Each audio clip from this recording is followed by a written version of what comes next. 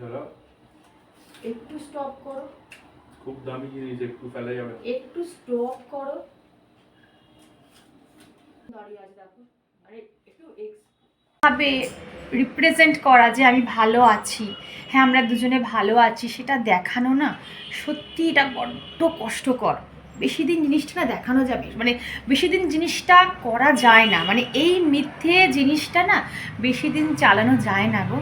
Husband ওয়াইফের রিলেশনে না এইভাবে থাকা যায় না গো। পরে তুমি হোঁচট খেয়ে পড়ে যাবে, তুমি বুঝতে পারবে যে এই কাজটা বড্ড ভার হয়ে আসছে, আর নেওয়া যাচ্ছে না। আমি খুব একটা আমার বেডরুমের ভিডিও আমি শেয়ার করি না, বা বিছানা থেকে কিভাবে আমি ঘুম থেকে উঠি সেটা আমি শেয়ার করি না, কারণ এটা আমার খুব আনইজি ফিল হয়, জানো তো।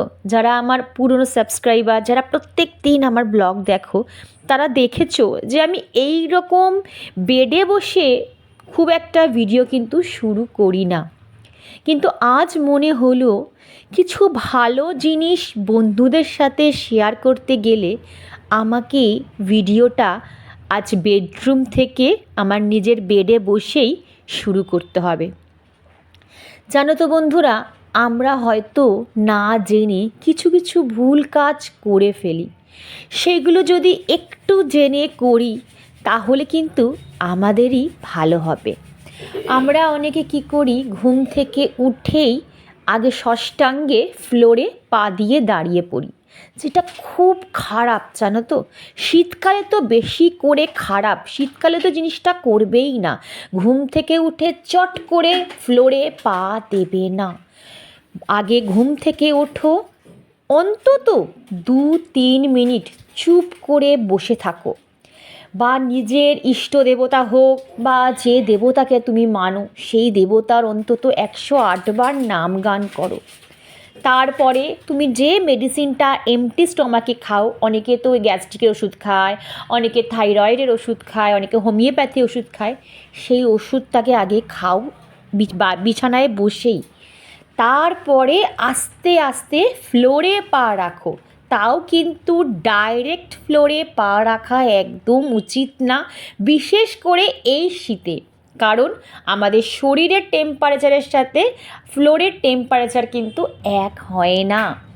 তুমি পারলে তোমার সাথে যে তোমার বেডরুমে যে বেড রানার থাকে বা পাপোশ থাকে সেখানে আগে পাটা দাও।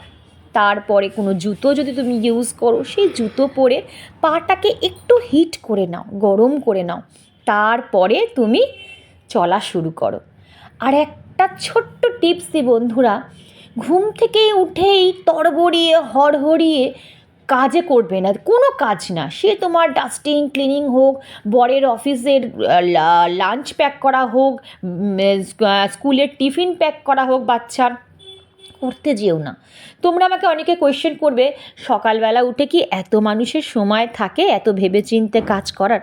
আমি বলবো, আমিও একজন গৃহিণী, আমারও খুব তাড়া থাকে। আমার মেয়েও 8টার মধ্যে স্কুলে বেরিয়ে যায়, আমার হাজব্যান্ড বেরিয়ে যায়, সব কিছু রেডি করতে হয়। কিন্তু চেষ্টা করো তাহলে আধ ঘন্টা আগে ওঠার। যে টাইমটায় তুমি উঠছো তার ঠিক 30 মিনিট আগে ওঠো, যাতে এইটুকু টাইম তুমি অন্তত তোমার হাতে পাও।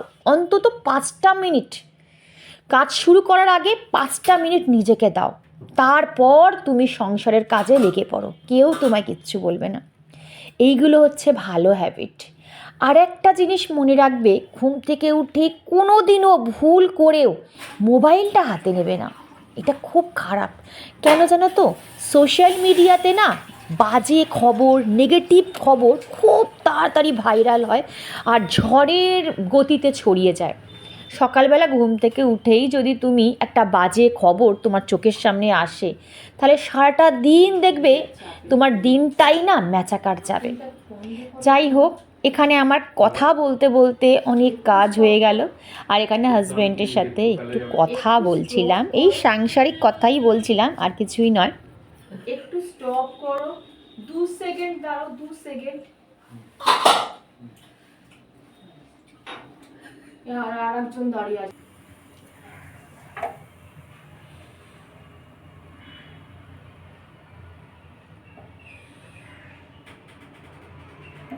উইন্টার ভ্যাকেশন তো শেষ হয়ে গেছে, স্কুল মানডে থেকে ওপেন হয়ে গেছে, কিন্তু এই সকালবেলা স্কুলে পাঠানোটা সত্যি আমার তো ঠিক আছে, কোনো অসুবিধা নেই, আমরা তো বড়, কিন্তু এই বাচ্চা বাচ্চা ছেলে মেয়েগুলো যখন স্কুলে যায় না, বড্ড কষ্ট লাগে গো দেখে, কাঁপতে কাঁপতে তারা স্কুলে যায়।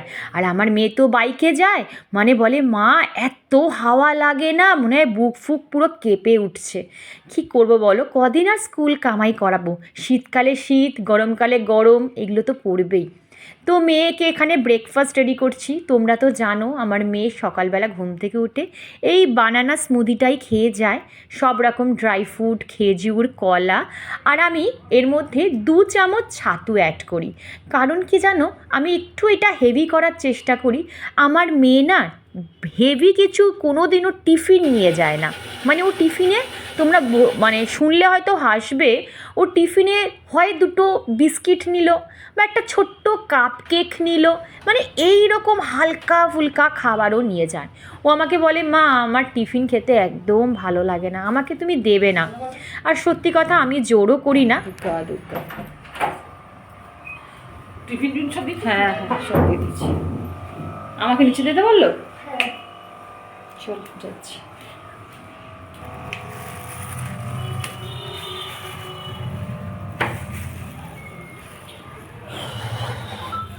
বাবারে বাবা, বাবারে বাবা,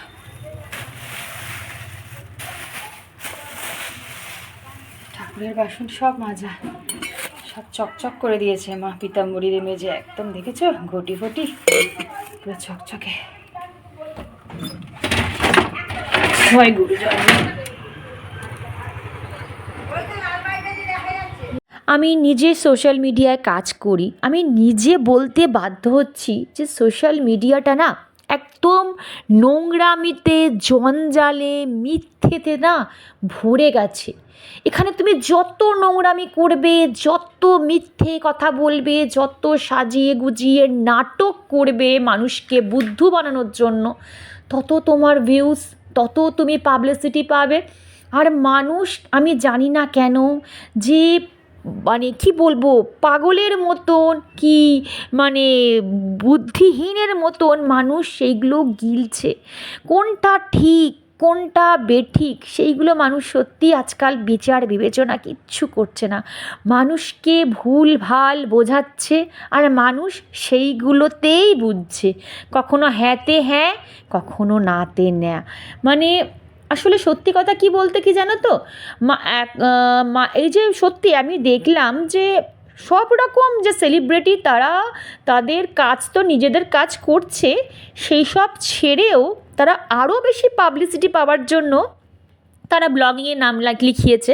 এবার ব্লগ করে না আরও বেশি তারা পাবলিসিটি পেয়ে যাচ্ছে, কিছু কিছু স্ক্যান্ডেল তারা নিজেরা রটাচ্ছে, কিছু কিছু এমন জিনিস ঘটাচ্ছে। আর মানুষ কি, মানুষ তো সাধারণ মানুষের জীবনযাত্রা দেখতে ব্যস্ত থাকবে না, মানুষ দেখবে কি যে মানে কি বলবো বিখ্যাত মানুষ, মানে কি বলবো সেলিব্রিটিদের মানুষ জীবনযাত্রা দেখতে বেশি পছন্দ, তারা কি করছে, তারা কি খাচ্ছে, তাদের কি লাইফস্টাইল, তারা কি পড়ছে, এইগুলোর দিকে মানুষ বেশি ঝুঁকছে।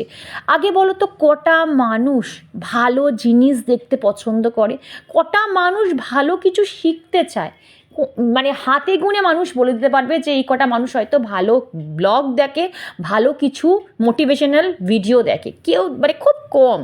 ম্যাক্সিমাম দেখবে সেলিব্রিটিদের বলো বা এই যারা সিনেমা আর্টিস্ট বলো, যারা সিরিয়াল করে, তারা তো এখন ব্লগ করছে, তাদের দেখো মিলিয়ন্সের ওপর ভিউজ, তারা কোন বড় রেস্টুরেন্টে খেতে যাচ্ছে, মিলিয়ন্সের ওপর ভিউজ হয়ে গেল, তারা কি করলো, তারা কাকে, তার হাজব্যান্ডকে কি গিফট দিল, কে ওয়াইফকে কি গিফট দিল, কিভাবে তারা বার্থডে পার্টি সেলিব্রেট করলো, ওরে বাপরে বাপ, মানুষ উপচে পড়ছে সেই ভিড়, তাই না? আর আমরা বুদ্ধু হচ্ছি, আমাদের যেমন বোঝাচ্ছে তেমন বুঝছি। আমি জানি এখন আমাদের এই সাধারণ সাদামাটা গৃহিণীদের ব্লগ কেউ দেখবে না, এখন সব একটা জায়গায় মানুষ ফোকাস করে আছে, ওই দিকেই মানুষের চোখ পড়ে আছে, বারবার একটা করে নতুন নতুন খবর আপডেট হচ্ছে আর মানুষের চোখ গিয়ে সেই খবরের দিকেই পড়ছে। আজকে হচ্ছে বৃহস্পতিবার, আর বৃহস্পতিবার তোমাদের একটা ছোট্ট টিপস আমি দিচ্ছি একজন গৃহিণী হিসাবে।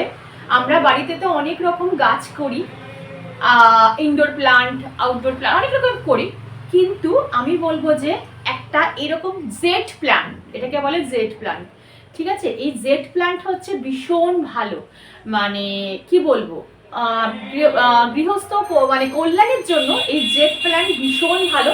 পারলে না এরকম একটা জেড প্ল্যান্ট বাড়িতে রাখবে। যদি ঠাকুর ঘরে এরকম জানলা থাকে সেই জানলার সামনে রাখতে পারো, বা যে কোনো একটা কর্নারে ভালো দিকে, মানে কি বলবো, ঈশান কর্নারের দিকে তোমরা অবশ্যই এই জেড প্ল্যান্টটা রেখো, ভীষণ শুভ দেখবে। আর এই জেড প্ল্যান্টে না তোমার এতটুকু জল লাগে না, তুমি যদি 15 দিনে একবারও জল দাও তাও এ খুব সুন্দরভাবে কিন্তু সার্ভাইভ করে। তো এটা আমি জাস্ট ডাল কেটে করেছি। আমার বাইরে বিশাল বড় জেড প্ল্যান্টের একটা গাছ আছে, হ্যাঙ্গিং গাছ, সেখান থেকে ডাল কেটে আমি এই প্ল্যান্টটা করেছি। এইটা করেছি জলের মধ্যে ডাল কেটে। আজ ছোট ছোট ছোট করে না পাতা বেরোচ্ছে, দেখো এরকম ছোট্ট ছোট্ট পাতা বেরোচ্ছে। এই হচ্ছে ব্যাপার, একটা গাছ থেকে আর একটা গাছ কিন্তু করা যায়।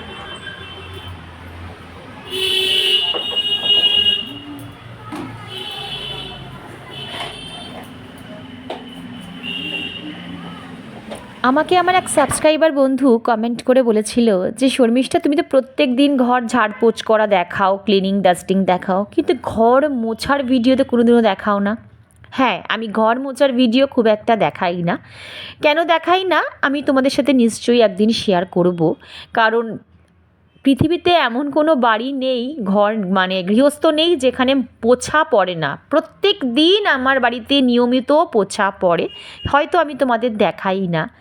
যাই হোক, আমি একটা কথাই বলবো যে একটা গৃহিণী শুধুমাত্র ডাস্টিং, ক্লিনিং, পোছা বলো বা কুকিং, এইটাই শুধু কাজ নয় গো।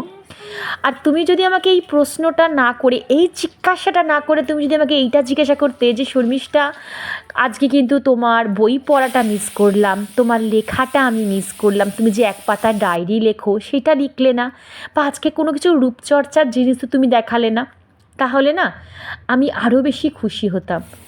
কারণ কি বলো তো, আমরা তো পরিষ্কার পরিচ্ছন্ন এগুলো তো রোজই করব, কিন্তু তার সাথে সাথে নিজের সেলফ কেয়ার, এক পাতা করে ভালো বই পড়া, এক পাতা করে ডায়েরি লেখা, এইগুলোও কিন্তু আমরা আমাদের অভ্যাসে আনব।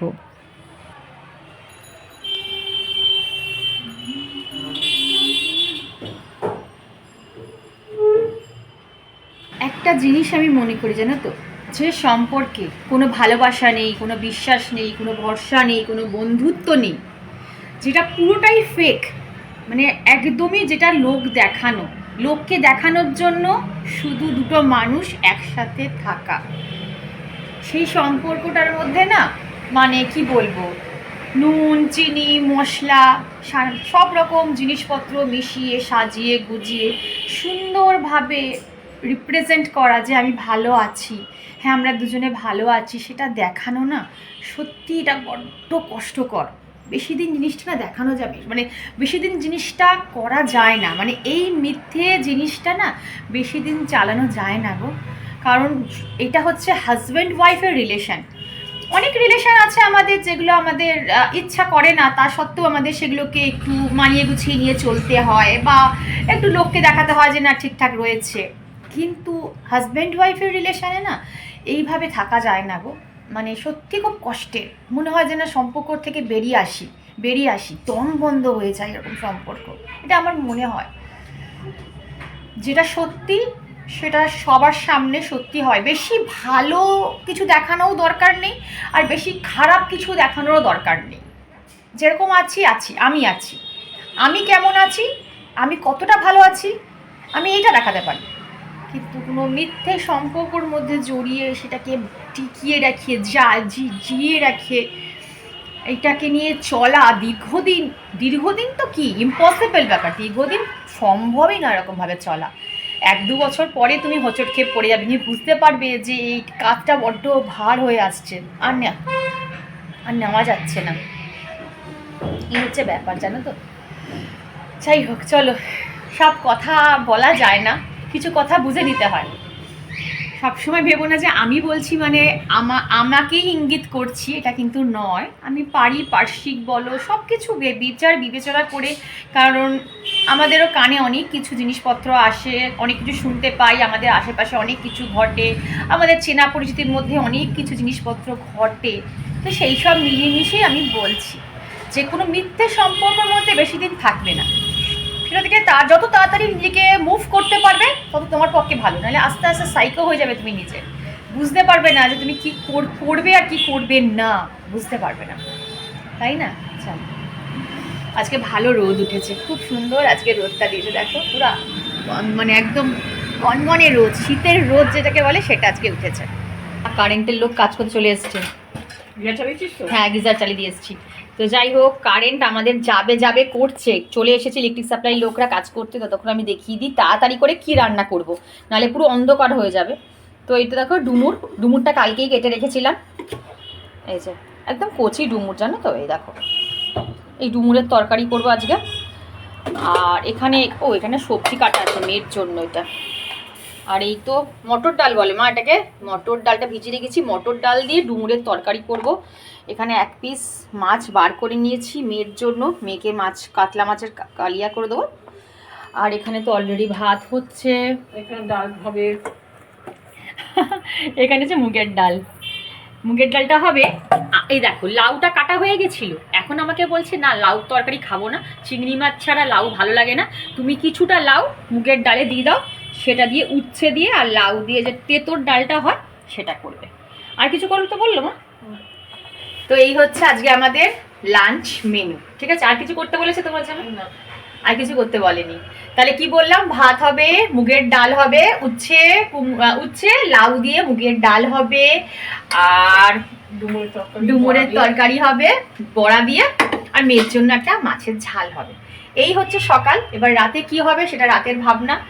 এখন সকালটা উদ্ধার করি, এক্ষুনি কারেন্ট চলে যাবে, গিজারটা অন করে দিয়েছি যাতে মা আর আমি অন্তত স্নানটা করিতে পারি, কারণ মেয়ে স্কুল গেছে, ও আস্তে আস্তে 3টে বেজে যাবে। এখন গিজারের জল তুলে রাখলে সেই জল এখনো মানে গরম থাকবে না, ঠান্ডা হয়ে যাবে, তো ওকে ভারী করে জল গরম করে দেবো। এই হচ্ছে ব্যাপার। চলো তাড়াতাড়ি করে আমি কারেন্ট থাকতে অন্তত রান্নাটা বসিয়ে দিই, একটু নিশ্চিন্ত হওয়া যাবে। আজকে বৃহস্পতিবার, ভাবতে পারছো এটা সোমবার অবধি থাকবে না মা? সোমবার না মঙ্গলবার কাজ করতে আসবে না, রোববার হয়, তাহলে সেটা মঙ্গলবার অবধি ছুটি হতে যাবে। এই হচ্ছে ব্যাপার। চলো সোমবার। আর এখানে দেখো মটর ডালটাকে আমি বেটে নিয়েছি ভালো করে, তার মধ্যে একটু নুন, হলুদ আর সামান্য একটু চিনি অ্যাড করেছি, কাঁচা লঙ্কা এখানে দিইনি, কারণ এখন আমার ঝাল খাওয়া একদমই বারণ। তো ওই জন্য জাস্ট আমি ভালো করে ফেটিয়ে নিয়ে তেলটাকে অল্প করে, বেশি দিইনি, দেখো একদম অল্পই তেল দিয়ে বড়াগুলোকে কিন্তু আমি একটু ভেজে নেবো। ও আর একটা জিনিস আমি এর মধ্যে দিয়েছিলাম, খাবার সোডা দিয়েছিলাম, জানো তো? আর খাবার সোডা দিলে না একটু ক্রিপসি হয়, আমি ওইটা ভিডিও করতে ভুলে গেছি। তোমরা পারলে কিন্তু যে কোনো বড়া, এটা আমি জানি তোমরা জানো, তাও একটু বলে দিলাম, একটু খাবার সোডা কিন্তু আমি এর মধ্যে অ্যাড করেছিলাম।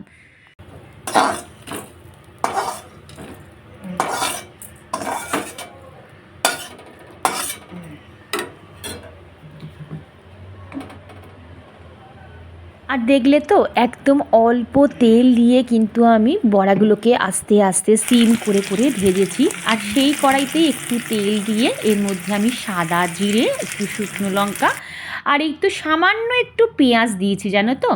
আর এখানে আলুগুলোকে একটাই আলু ডুমো ডুমো করে কেটে নিয়েছি, কারণ আলু না আমার বাড়িতে খুব একটা কেউ খেতে চায় না, আমি আর আমার মাই একটু খাই, আমার হাজব্যান্ড আর আমার মেয়ে তো আলু একদম খেতেই চায় না।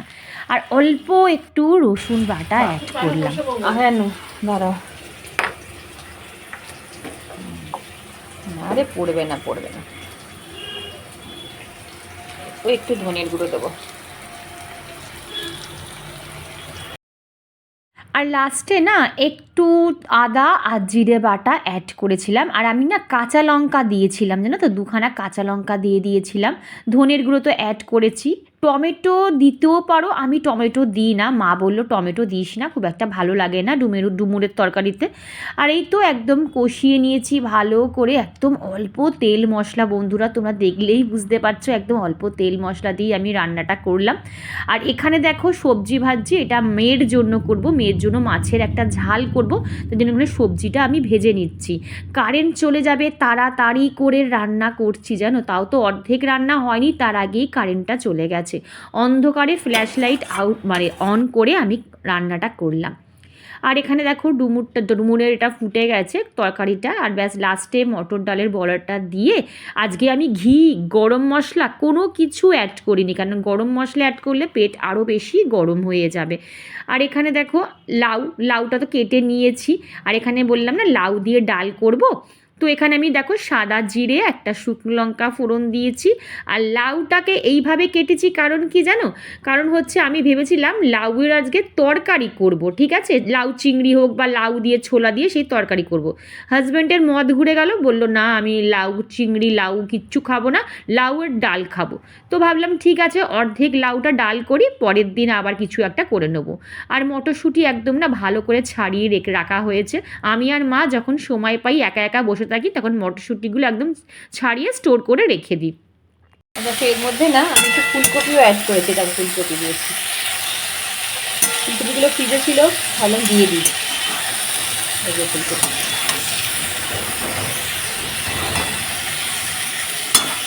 এই সবজি দিয়ে মুগের ডালটা আজকে এত ভালো হয়েছে, আমার হাজবেন্ড খেতে বসে বলছে আমার আর কোনো তরকারি লাগবে না গো, আজকে এই ডাল দিয়ে আমি পুরো ভাতটা খেয়ে নেবো। আরও 50% ডাল আজকে আমার হাজবেন্ডই খেয়ে নিয়েছে জানো, এত টেস্টি হয়েছে, কিছুই দিইনি। দেখবে এক এক সময় না কিছু দেবে না তাতেই এত টেস্ট হয়ে যায়, আবার এক এক সময় বেশ ভালো করে রং চং দিয়ে করবে তাও দেখবে টেস্ট হতে চায় না। কাজ করে যাচ্ছে, নিজে কাজ করে কে জানে বাবা, গরমকালে একবার হলো 7 দিনের জন্য, আবার এখন বুঝছে সব জিনিসপত্র ইলেকট্রিকের, এই দেখো বুঝেছো, এই পোস্টটা কাজ করছে আজকে। বন্ধুরা এখন ঘড়িতে বাজে 1:15, আর আমার এই তো রান্না বান্না কিন্তু সব রেডি। চলো তোমাদের একবার দেখিয়ে দিই কী কী রান্না করলাম, অন্ধকারে করেছি ওই জন্য সব কিছু ভিডিও করতে পারিনি। তো চলো একবার সব কিছু কমপ্লিট হয়ে যাওয়ার পর এবার তোমাদের দেখাই আজকে আমি কী কী রান্না করলাম। এই হচ্ছে মুগের ডাল, অনেক রকম জিনিস আছে এর মধ্যে, সবজি ফুলকপি টলকপি সব দিয়েছে এর মধ্যে, এটা হচ্ছে মুগের ডাল। এটা হচ্ছে মেয়ের জন্য মাছের ঝাল করেছি, আর এটার মধ্যে এই যে ডুমুর দিয়ে আর মটর ডালের বড়া দিয়ে একটু মাখা দেখেছো মা, দেখেছো মা সব টেনে নিয়েছে, বড়াতে সব ঝোল টেনে নিয়েছে, ব্যাস হয়ে গেল, কত ঝোল দেখেছো। আর এখানে রয়েছে একদম অল্প তেল, দেখি তোমরা বুঝতে পারছো এক ফোঁটা দেখো তেল নেই, মানে সাইডে বাইরে কোথাও তেল নেই। এটা হচ্ছে বেগুন ভাজা, এটা শসা, এটা টক দই, আর কিছু নেই।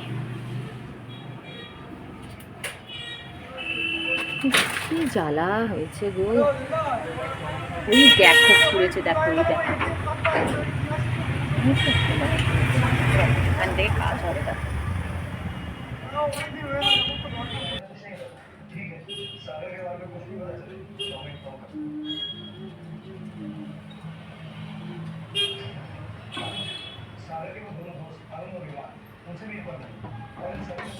আমি অনেকবার আমার ভিডিওতে বলেছি যে সপ্তাহে 2 দিন, বৃহস্পতিবার আর শুক্রবার, পারলে প্রত্যেক দিনই মাখা যায়, কোনো অসুবিধা নেই, মাখলে তো ভীষণ ভালো, কিন্তু না পারলে অন্তত বৃহস্পতিবার আর শুক্রবার লক্ষ্মীবারে অন্তত একটু আতর ইউজ করো, সে রোজ, স্যান্ডেল, চন্দন, জ্যাসমিন কি উড, যে কোনো তোমার স্যান্ডেলউড, যে কোনো ফ্লেভার, যে কোনো কিছু সুগন্ধি থাকুক একটু ইউজ করো, কারণ মা লক্ষ্মী কিন্তু সুগন্ধি ভীষণ পছন্দ করে, তোমরা নিজেরাও ইউজ করবে, মা লক্ষ্মীকেও কিন্তু ইউজ করাবে। এই তো আমি এখানে মেখে নিলাম, আর এত সুন্দর, আমি যে ইত্যারটা মাখি এত সুন্দর গন্ধ না, সারাটা দিন না একটা রিফ্রেশ লাগে, মানে সব সময় না আমার গন্ধ, মানে আমি গন্ধটা স্মেলটা পাই। যাই হোক, আজকে এই ভিডিওটা হয়তো একটু বড় হয়ে গেল, আর পাঁচালি পড়তে পড়তেই আজকে আমি ব্লগটা এখানেই শেষ করছি। ভিডিওর কোনো অংশ যদি তোমাদের ভালো লাগে বা আমার কোনো কথা যদি তোমাদের মন ছুঁয়ে যায়, যদি মনে হয় যে না শর্মিষ্ঠাকে বন্ধু করা যেতে পারে, তাহলে চ্যানেলটা সাবস্ক্রাইব করে আমার পাশে থেকে যেতে পারো। একটা লাইক আর একটা কমেন্ট অবশ্যই করে দিও। আর আমার কথায় যদি তোমাদের কারোর কোনো মনে আঘাত লাগে, আমি হাত জোর করে ক্ষমা চেয়ে নিচ্ছি। আজকে আসি বন্ধুরা, আবার দেখা হবে নেক্সট কোনো ব্লগে। ততক্ষণ সবাই খুব খুব ভালো থেকো, সুস্থ থেকো, আর সব সময় ভালো কিছু দেখার চেষ্টা করব যেটা থেকে তোমরা শিখতে পারো। চলো টাটা, লাভ ইউ অল।